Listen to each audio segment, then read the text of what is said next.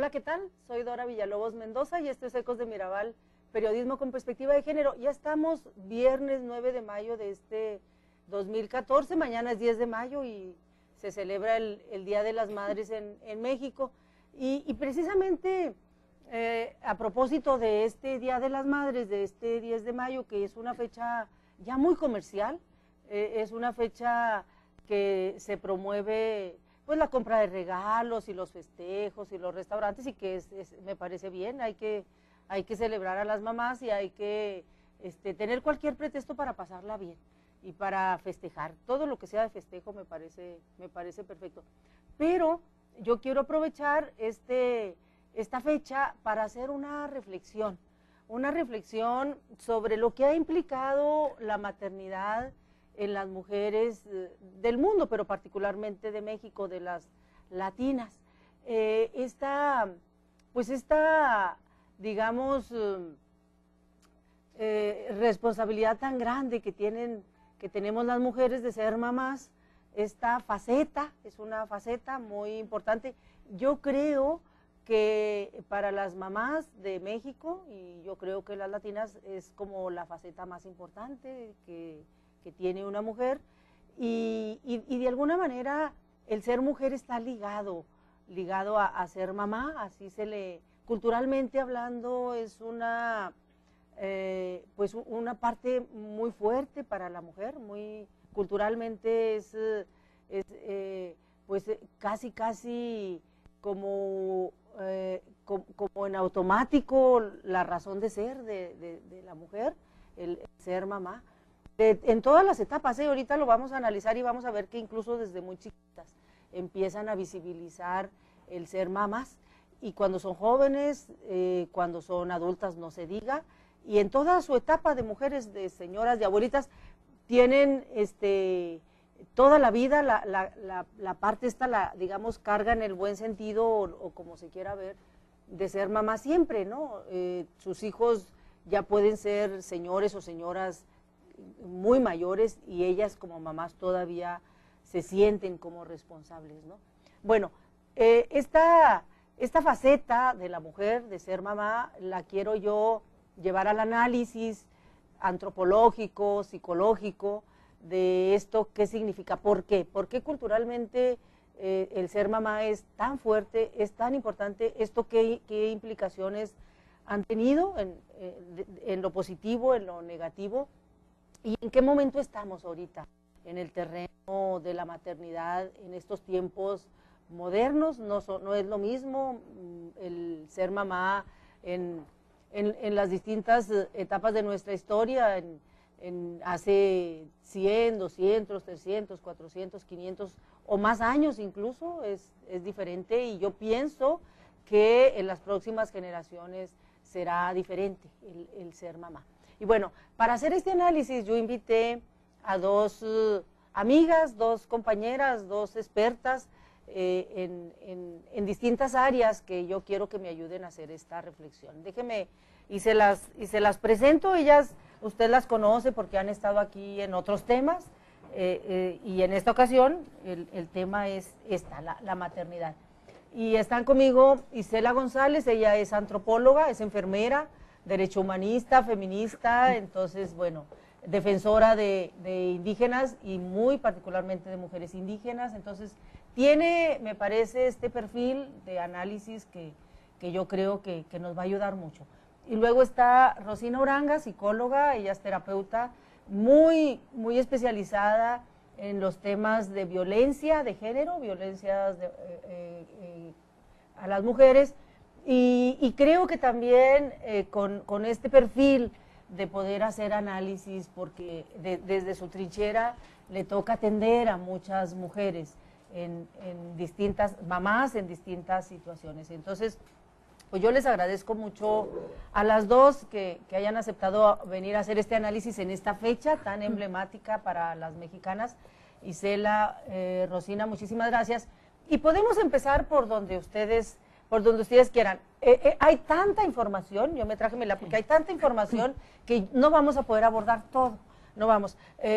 Tengo aquí, me traje el diario, un reportaje de la compañera Luli Díaz de las mamás adolescentes, que son muchísimas jóvenes adolescentes que se están convirtiendo en mamás desde hace bastantito, las mamás solteras que sostienen los hogares, es decir, hay mucha información. Pero a mí me gustaría llevar esta reflexión a lo psicológico, a lo antropológico, sociológico, en el terreno histórico hasta nuestros días. Entonces, quien quiere empezar y como quiere empezar, y abrimos la plática. A ver, Isela. Bueno, en primer término, muchas gracias por invitarme de nuevo a tu programa. En esta fecha, pues lo agradezco. ¿Tú eres mamá, además? Yo soy mamá de 2 mujeres y un una varón. mamá tradicional, ahorita nos cuentas porque te conozco, no eres la típica mamá. Sí, y también pues muy contenta de compartir estas 2 visiones, ¿no? Desde la psicología, desde la antropología, desde la maternidad, yo creo las 3, espero, las 2. Y bueno, yo creo que el ser mamá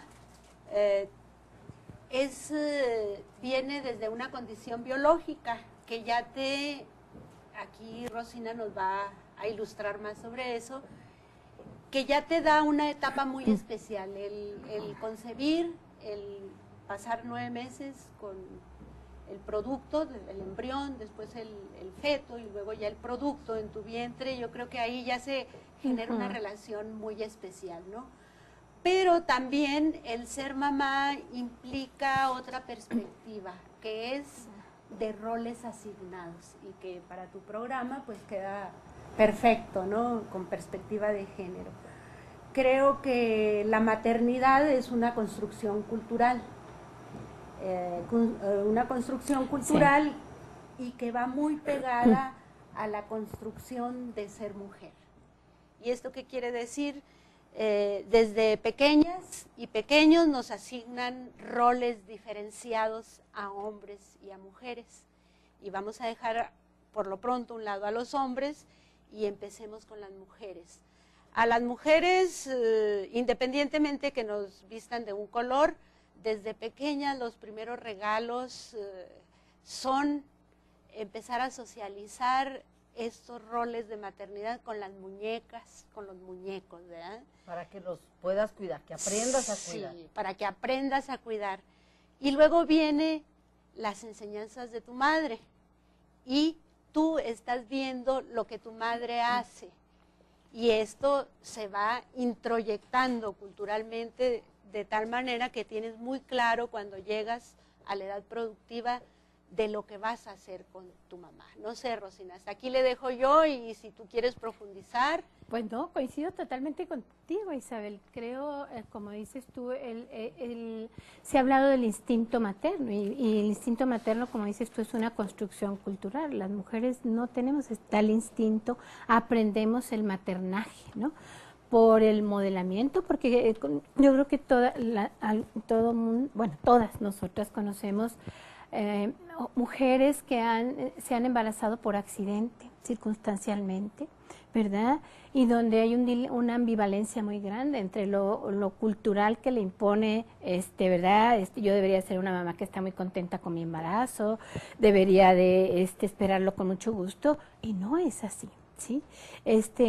Hay mujeres que por su misma condición emocional de sufrimiento, por el momento en el que se da el embarazo, no pueden, emocionalmente no están preparadas para crear un vínculo afectivo, que yo creo que ahí es donde empieza el maternaje, ¿no? El maternaje amoroso que nos difunden, pero que no en todas las mujeres se da por las condiciones particulares, creo yo, que viven las mujeres antes del embarazo, durante el embarazo y en el parto, ¿no?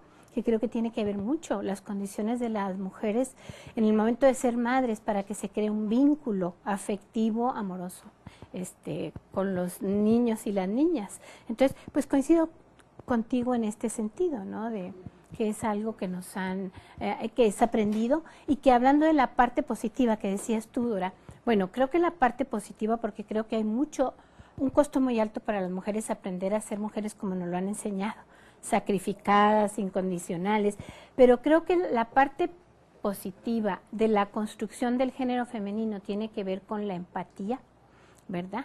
Como decías tú, Isabel, cuando una niña... Isela, perdón. No, Isela, no te preocupes. Cuando a las niñas nos dan un muñeco o una muñeca para ensayar a ser mamás, nos están entrenando para desarrollar también eso que se dice que es innato, el sexto sentido, es la empatía. Esa capacidad de darte cuenta de qué sienten las otras personas, qué necesitan. Porque cuando una niña está jugando con su muñequita, empieza a darse cuenta, ella la ve como una persona. Tiene hambre, tiene frío, pobrecita, está solita, tiene miedo. Exacto. Cosa que los hombres no aprenden. Entonces, a mí me parece que es importante y valioso, ¿verdad? Que los seres humanos, independientemente de que seamos hombres o mujeres, desarrollemos la empatía, que creo que a las mujeres es a quien nos entrenan para desarrollar esa empatía. Esto que dices me parece fundamental. A ver si voy más o menos entendiendo. Es decir, el ser mujer y el ser mamá no es en automático, así digamos, como instintivamente, el desarrollar esta afectividad, este lazo afectivo con el hijo o la hija. Es decir, esta biología de la que habla Isela no es tan automática y tan instintiva. Es decir, depende mucho de cómo esté la mujer a la hora que se embarace. Es decir, si lo hace con gusto, si está contenta, si tiene su pareja, si tiene las condiciones de ser mamá. Pero si tiene las condiciones adversas, es decir, que el novio la engañó y no quiere hacer pareja, que los papás o las mamás de la muchacha la van a castigar porque se embaraza, que la sociedad la va a castigar porque se embaraza, que sus estudios se van a truncar, que no va a poder desarrollarse como ella pensaba.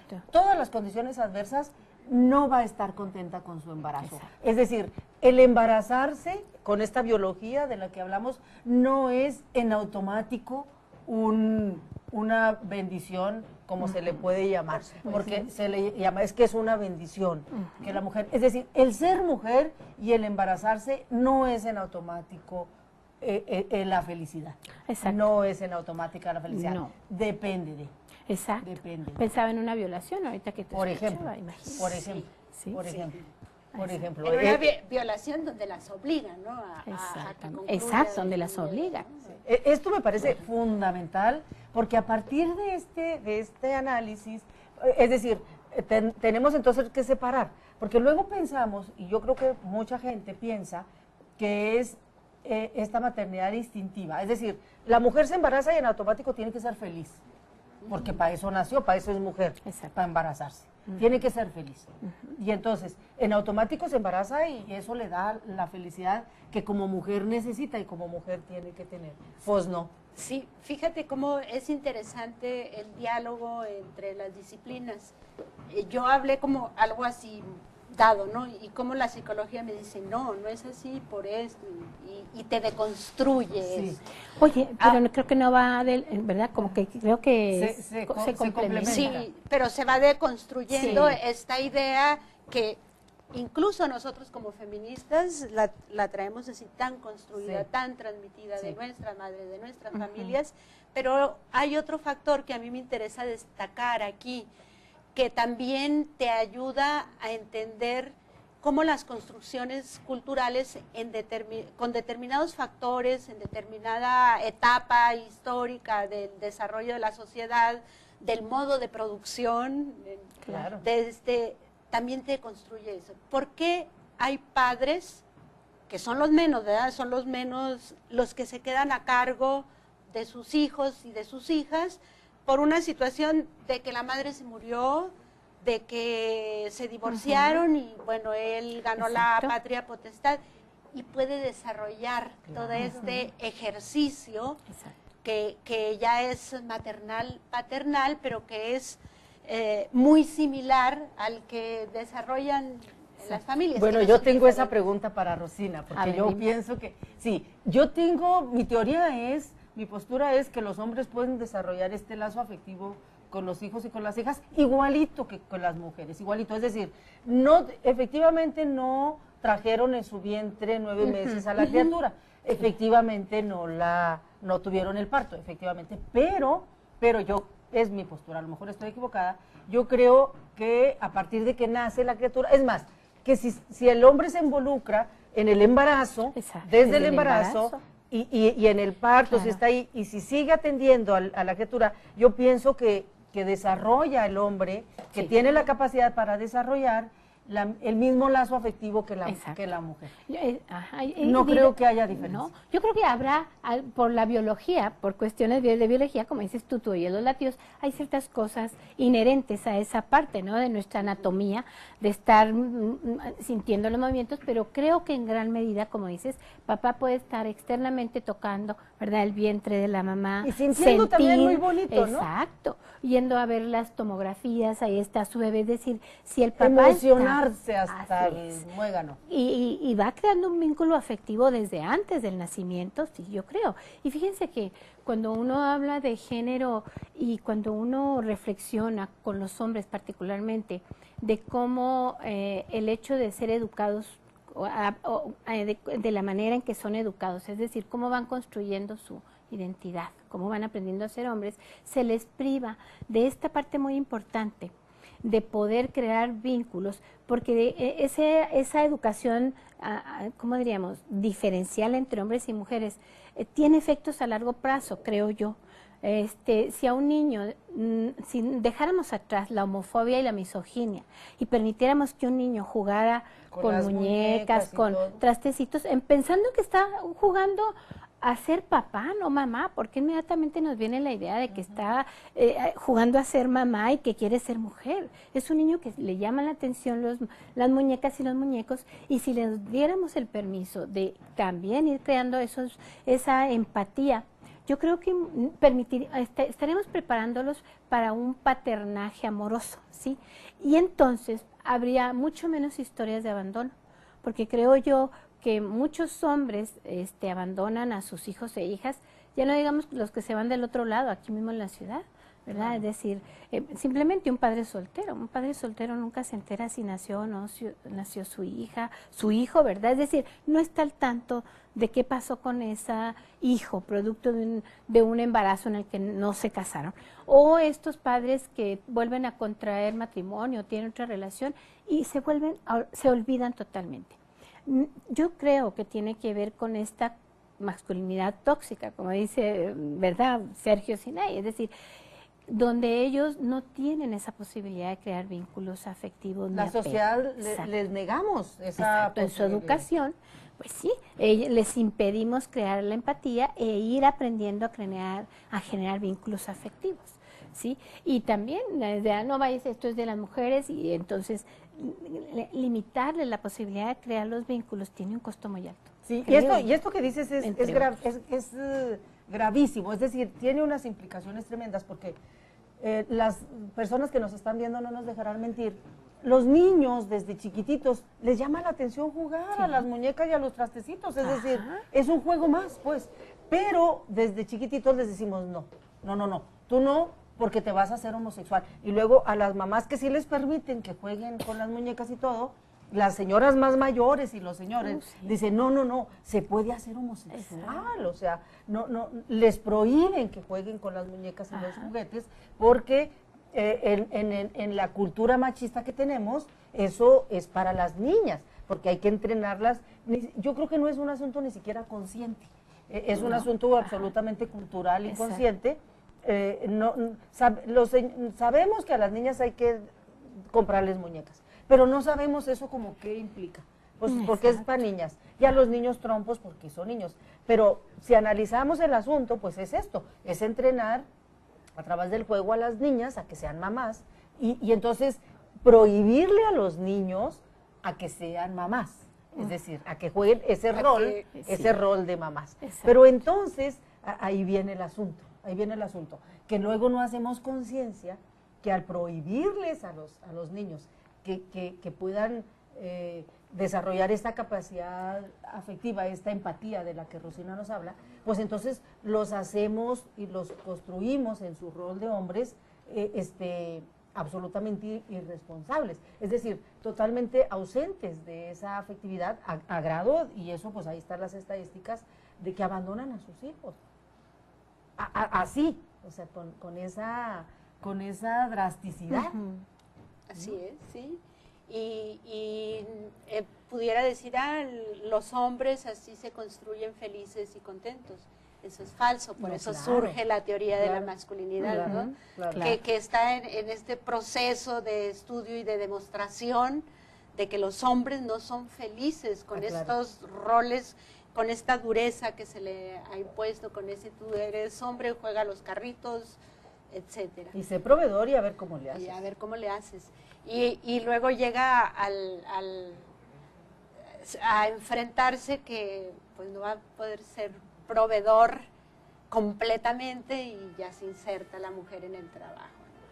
Pero yo incluso quiero proponerles que analicemos la maternidad también no como homogénea.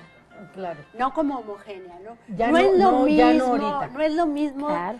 en espacio y en tiempo. No es lo mismo el ejercicio de la maternidad hace 50 años, 40 años a este tiempo, y esto hay un factor principalmente económico que determina esas diferencias, pero voy más allá en los espacios. No es lo mismo ser una madre en la ciudad que ser una madre en el medio rural y que ser una madre todavía en otro contexto cultural, en específico en el medio indígena. Sí, diferente. Es diferente, Sí, entonces como razón. que hay esas diferencias y hay que abordarlo. Y entramos a lo bueno, porque luego tenemos entonces esta parte en que las mujeres entran a trabajar, se incrustan en la parte laboral y necesariamente y vienen las guarderías, porque pues cómo le hacen las señoras que necesitan trabajar para atender a sus niños, pues vienen las guarderías. Y un sentimiento de culpa tremendo. Pero el sentimiento de culpa, las mujeres, ellas solas, pero además una culpa social tremenda. Es decir, la sociedad culpa a las mujeres de abandonar a sus hijos y entonces, no nada más eso, sino de provocar familias disfuncionales. Las mujeres tenemos una carga social tremenda de culpa, de que somos las responsables de que haya hogares disfuncionales. Sí, y pensaba al respecto de lo que dices, que bueno, ahorita Ligado, lo que tú dices, pero con respecto a lo que decías inicialmente, como por ejemplo yo veo en esta generación de mujeres jóvenes, incluso que no está en su proyecto de vida ser madres, en la ciudad por lo menos, ¿no? Ya de algunas. O algunas mujeres que han concluido una educación universitaria, tú no ves que en su proyecto de vida esté como antes era el fin, ¿verdad? Es decir, te educaban para casar, te educaban, sí, para casarte. Y ser mamá. Y ser mamá. Ah, bueno, sí, porque era sinónimo. ¿Cómo te vas a casar y no tener hijos? En realidad era para formar una familia, y una familia implica tener hijos, una familia donde está la pareja. Cuando en una pareja no tiene hijos e hijas, no se considera familia. Exacto. ¿No te has fijado? Fíjate, sí. Digo, nuestro concepto de familia es biparental con hijos e hijas, ¿verdad? Entonces, eso me parece que es algo muy significativo, ¿no? Dentro de las variantes, yo no sé, en las comunidades rurales, pues seguramente que todavía es como parte de su proyecto de vida, a lo mejor no el fin, pero está incluido. Y bueno, yo me voy a tener que ir ahorita en un momentito más, yo nada más quería, antes de que pase a la como la pausa que hacen, comentar esto que tú decías de cómo lamentablemente a las mujeres se nos ha hecho creer que somos las responsables de todas las desgracias que pasan en la sociedad, ¿sí? Y cómo a las madres solteras por divorcio, por separación, por abandono o porque decidieron no casarse, se les atribuyen todas las desgracias de la sociedad, como decías, ¿no? Y creo que lamentablemente muchas mujeres se lo creen todavía. Sí, creo que solamente aquellas mujeres que dicen, decido tener un hijo, no me voy a casar, no necesito. Yo creo que esas son las que se liberan más o menos. Pero las otras mujeres, la mayoría, yo veo en terapia cómo lamentablemente creen, ¿verdad?, que ellas tienen una familia disfuncional. Sí, porque trabajan, se atreven a trabajar o no tienen más remedio y dejan a su hijo donde pueden y como pueden y eso les genera mucha culpa. Exactamente. ¿No? es complicado. Sí, Rosina, yo te agradezco mucho, nos vamos a ir a un corte, pero aprovecho para despedirte y agradecerte porque sé que tienes un compromiso. Sí. Y bueno, Isela y yo seguiremos haciendo esta reflexión. Muchísimas gracias, y nos vamos a un corte y regresamos.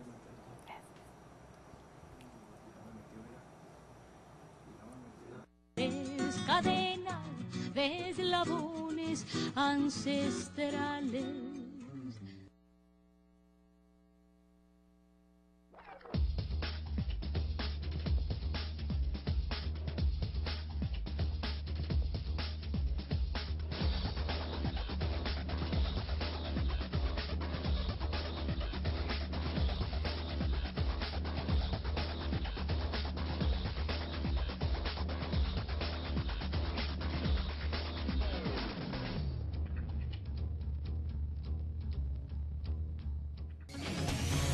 Ecos de Mirabal, el programa con perspectiva de género, visión científica, analítica y política sobre las mujeres y los hombres. Ecos de Mirabal, de lunes a viernes al mediodía. Antena, el sistema informativo más completo de Chihuahua. En la web, nuestro portal www.vozenred.com lleva hasta usted la noticia al momento. En la radio, con programas de noticias y análisis, le mantenemos siempre informado a través de nuestras frecuencias. Antena 102.5 FM y Antena 760 de AM. En la televisión, la noticia tiene un rostro, con la cobertura total de los noticieros, Antena Informativa en su primera y segunda edición. Y nuestra revista Voz en Red, la edición impresa, con presencia en todo el estado, registra los acontecimientos que mañana serán historia. Antena, el sistema informativo más completo de Chihuahua, donde la experiencia hace la diferencia.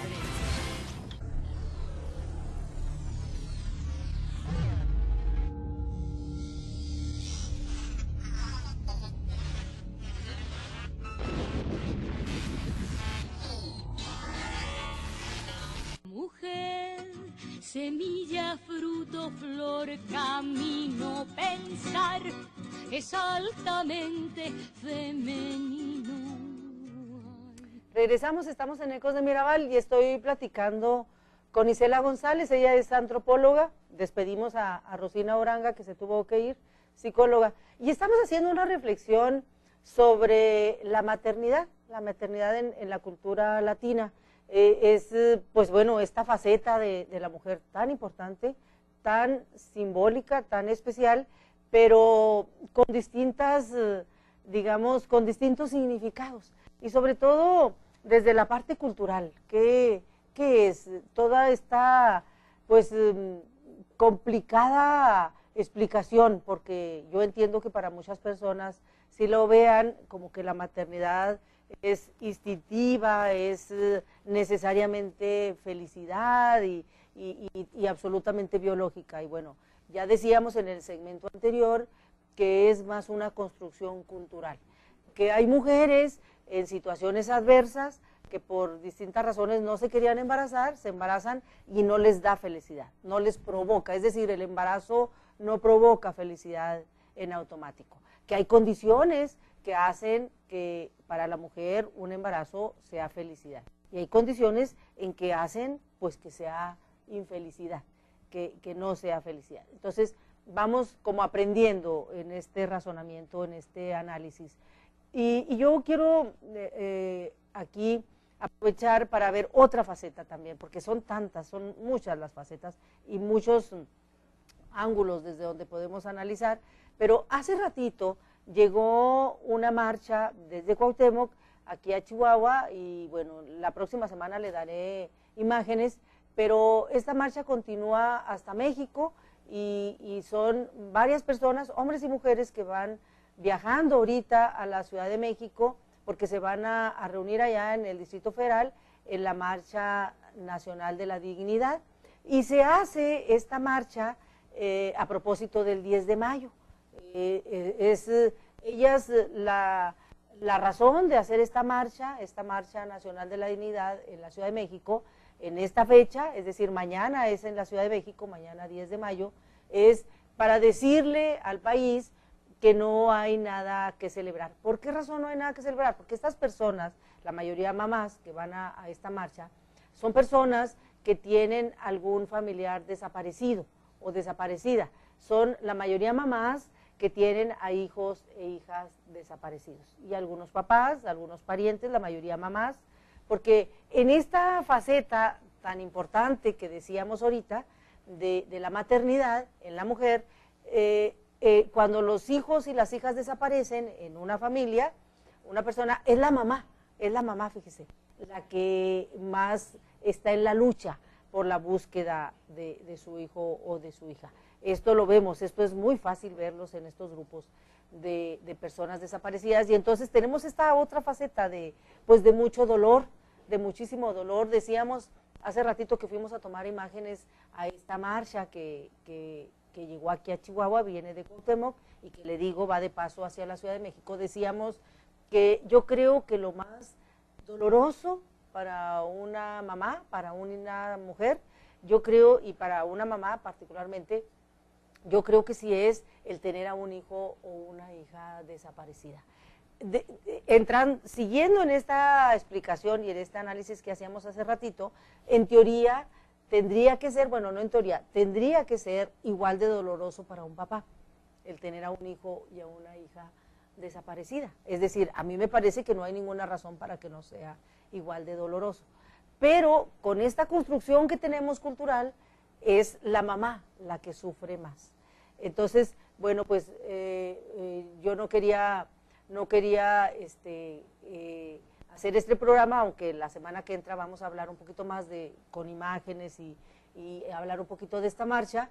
No quería que se pasara la fecha sin tocar esta parte dolorosa de estas mamás, estas que van allá viajando a la Ciudad de México y otras que no pueden ir y que seguramente no son parte de este grupo, pero que tienen a un hijo o una hija desaparecida. Es por supuesto dolorosísimo, y por supuesto que va desde acá la solidaridad. Y bueno, seguimos en esta reflexión, y se la decía otro dato, es que son muchísimos datos. ¿Qué pasa? ¿Por qué razón? ¿A qué se debe que en la actualidad, históricamente ha sido así, pero de manera diferente? A que muchas jovencitas, muchas adolescentes, la Secretaría de Salud las ubica de 20 años hacia abajo, que muchas adolescentes se están embarazando, a pesar de que hay muchísimos métodos anticonceptivos, que hay mucha promoción de métodos anticonceptivos, que hay también toda esta parte de muchas mujeres que ya no se quieren embarazar. Pero estamos hablando de cifras muy altas, muy altas de embarazos en adolescentes. La Secretaría de Salud da una cifra en el 2011 de 15.844 jóvenes adolescentes embarazadas en el estado de Chihuahua.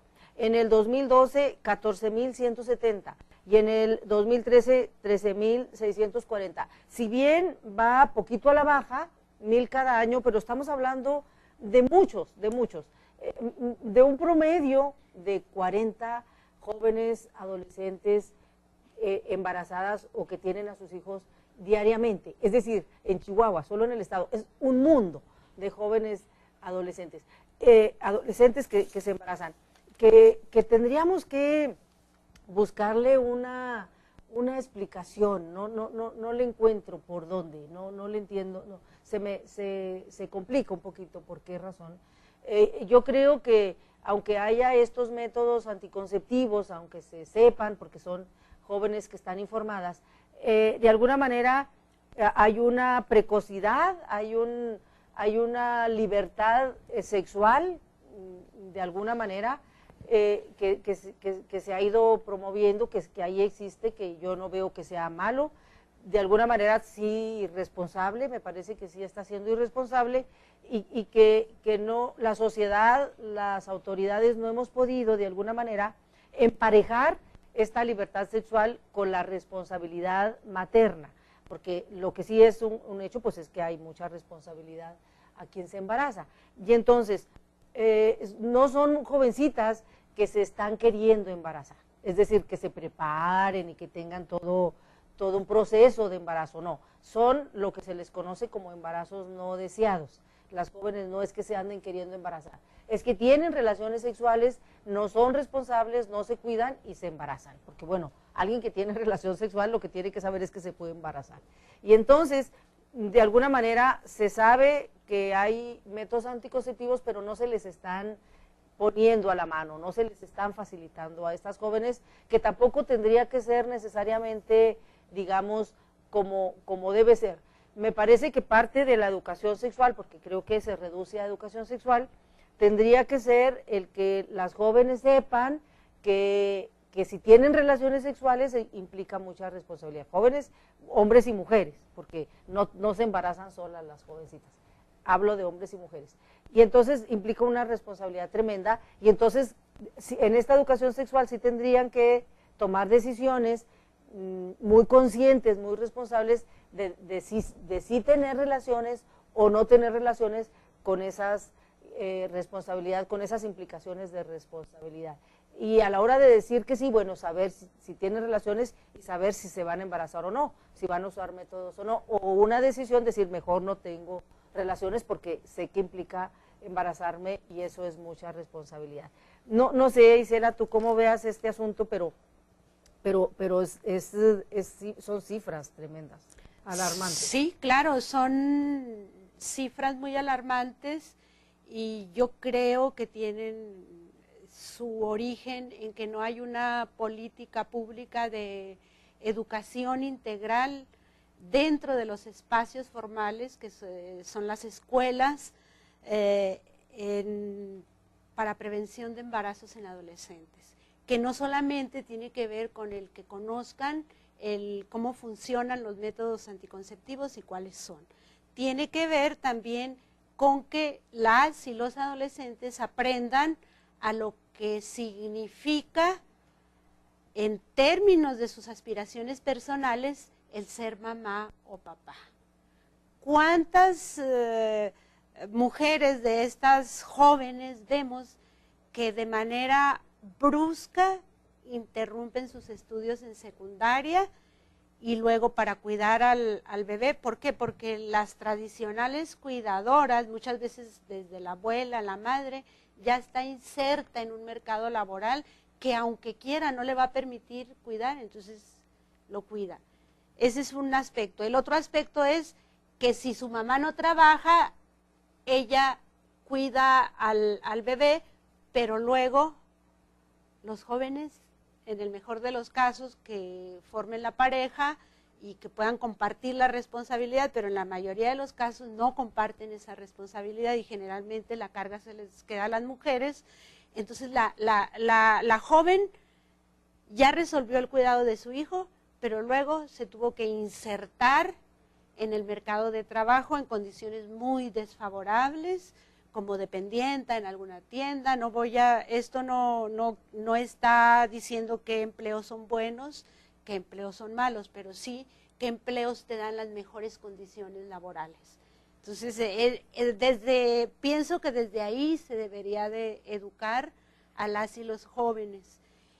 Esa es una parte. La otra parte es que tenemos un régimen político que se resiste a incluir un modelo de atención en el que participen expertos y expertas en estos temas para que sea un modelo educativo por una concepción ideológica, y lo voy a decir con todas las palabras, de derecha. Esto no tiene que ver con los partidos políticos. Puede haber gente con esa idea en los partidos. Ideas conservadoras, al final de cuentas. Muy conservadoras, que piensan que si ese tipo de educación se incluye ya en un modelo educativo, se hace obligatorio darlo dentro de los espacios formales de educación, va a ser como el libertinaje sexual. O sea, mi hija, porque porque aprende a cómo prevenir su embarazo, entonces se va a dedicar a tener relaciones sexuales. y luego uno piensa, bueno, de todas maneras las va a tener, querido, aunque seas conservador, aunque seas liberal. Estamos viendo que cada vez las relaciones sexuales empiezan a más temprana edad, a más temprana edad, Sí. por muchísimos factores. Entonces, pues sí, yo diría, sí, mi reina, mi rey, porque es igual de responsabilidades, usted puede ejercer plenamente su derecho sexual, pero ahorita no puede ejercer su derecho reproductivo porque va a pasar esto. Pero no nada más eso. Lo que dicen los médicos y las médicas especialistas es que antes de los 20 el aparato reproductor de la mujer no está preparado. Es decir, las jovencitas que se embarazan antes de los 20 tienen muchísimos más riesgos maternales, fisiológicos, es decir, hay más riesgo de sufrir muerte materna, por ejemplo, todo lo que implica la muerte materna, las displasias, todas estas, es decir, porque su cuerpo no está todavía preparado, fisiológicamente no está preparado su cuerpo, y entonces eso la hace más vulnerable a la hora de los riesgos que implica la maternidad, por ejemplo. Es decir, es algo, me parece, en ese sentido, hasta fisiológico, natural. Y entonces está eso, por un lado. Pero esta educación integral de la que tú hablas, el hablar, cuando decimos educación sexual, incluso tendría que ir más allá de la relación sexual, más allá de la maternidad, es decir, todo lo que implica la educación sexual. Y yo creo que, porque el sector público, las escuelas se defienden, dicen, nosotros no educamos, nosotros formamos, las escuelas no nos podemos hacer responsables de todo lo que pasa con los niños, los jóvenes, las jóvenes, y tienen razón, porque la educación se da básicamente en la familia y en las escuelas, pero este sistema del que tú hablas, en el que yo coincido, que es un sistema muy conservador, se tiene que romper desde la orientación pública, es decir, tiene que partir este círculo vicioso se tiene que romper desde algún lado, y me parece que el sector educativo público, la educación pública, me parece que sí tiene esta posibilidad y esta obligación de ir a romper esquemas, en otro modelo educativo. Es decir, efectivamente son las familias a quienes les toca educar en esos términos, y la escuela forma, más que educa, forma, pero yo creo que este sector educativo, la escuela, sí tiene también esta posibilidad y obligación de ir rompiendo esquemas, de ir formando modelos sociales, sistemas que nos lleven a otros niveles, a otras creencias, a otra cultura.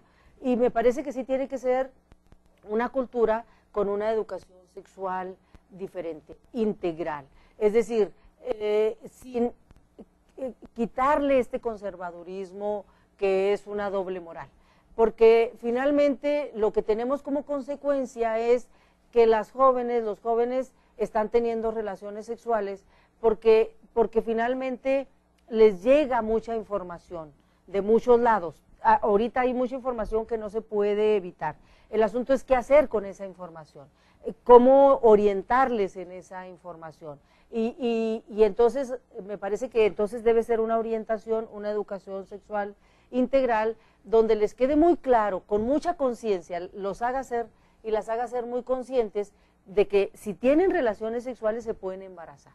Algo pasa que no llega a ese nivel de conciencia la educación sexual que están teniendo, aunque tengan información de métodos anticonceptivos, aunque tengan información de qué implica esto.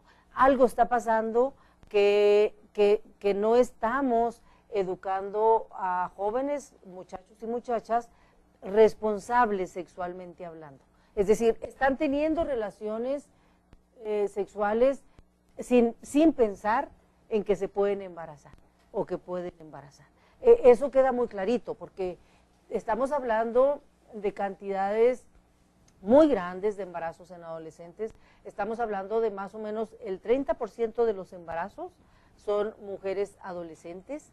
Es un mundo, Y entonces tiene muchas implicaciones, sí, muchas implicaciones, porque en este sistema cultural que tenemos, donde es la mujer la que se embaraza, la que se responsabiliza y la que únicamente carga con la maternidad, pues el hombre desaparece fácilmente y socialmente lo dejamos que desaparezca.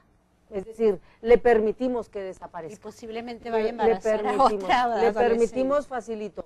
Y entonces, efectivamente, la mujer, la jovencita, y su familia de la jovencita, son quienes se quedan pues con la responsabilidad, con todo lo que tú ya dijiste que eso implica, ¿no? Sí. Eso es lo que está ocurriendo. Sí, fíjate cómo me traicionó esta perspectiva social y dejé de lado la biológica. Efectivamente, la edad ideal para los embarazos es de los 25 a los 35 años. Es cuando la mujer está fisiológicamente más apta para esto.